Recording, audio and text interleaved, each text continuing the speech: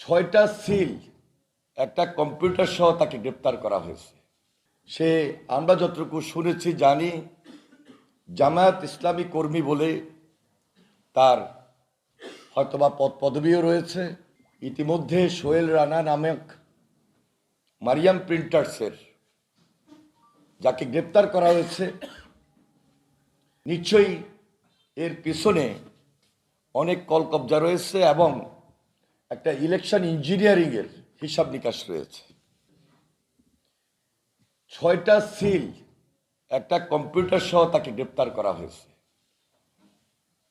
এবং এই ছয়টা সিল যে বানিয়েছে, যারা বানিয়েছে, নিশ্চয়ই এর পিছনে অনেক কলকবজা রয়েছে এবং একটা ইলেকশন ইঞ্জিনিয়ারিংয়ের হিসাব নিকাশ রয়েছে।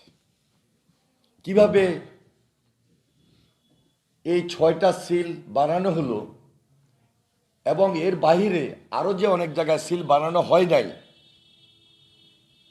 সেটা প্রশাসনকে অবশ্যই আরও খুব সতর্ক এবং সজাগ থেকে প্রকৃতভাবে কোথায় কোন জায়গায় এই ধরনের জালিয়াতি হচ্ছে আগে থেকেই ব্যবস্থা নিতে হবে।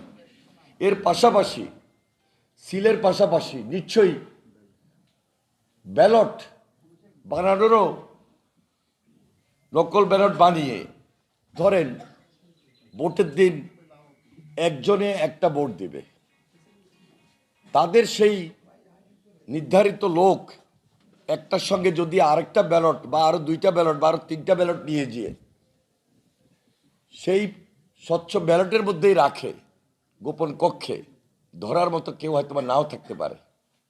এজন্য আগে থেকে আমাদেরকে খুব সজাগ এবং সতর্ক থাকতে হবে।